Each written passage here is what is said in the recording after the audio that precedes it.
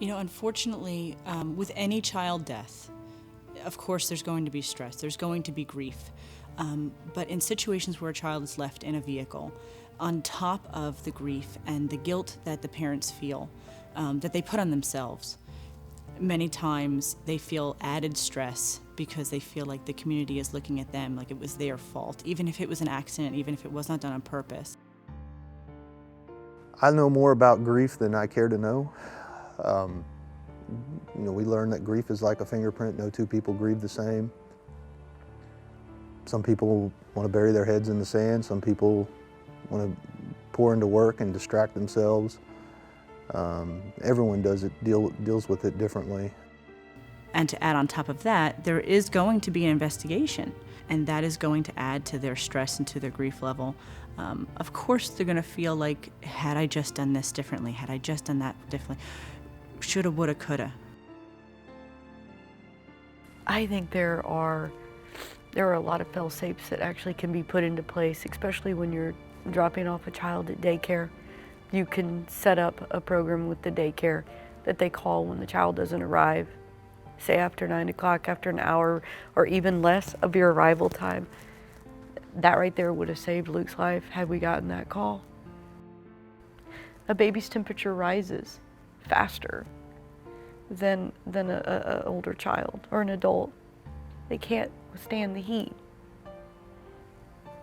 I learned that even a temperature of 70 degrees outside, the car raises like 20 degrees inside. And that's enough to kill a baby.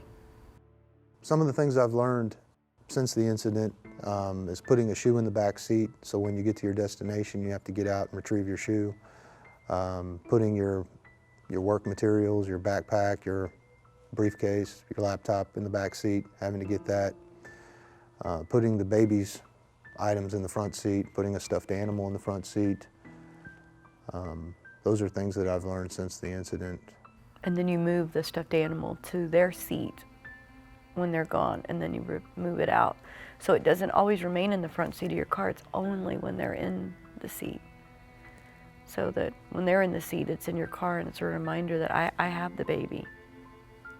A change in routine, something so simple. And the sad thing is we did this. We talked to each other.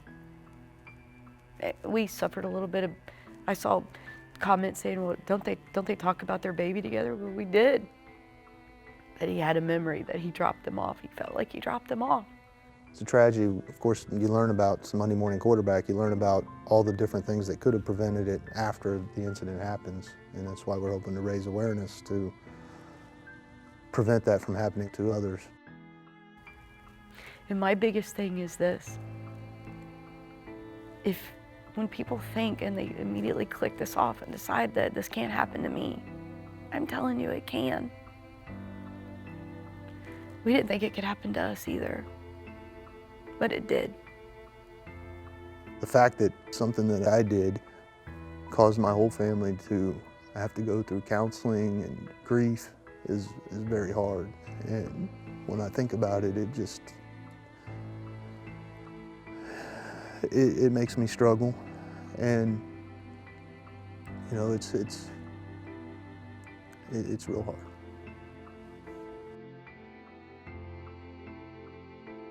15 minutes.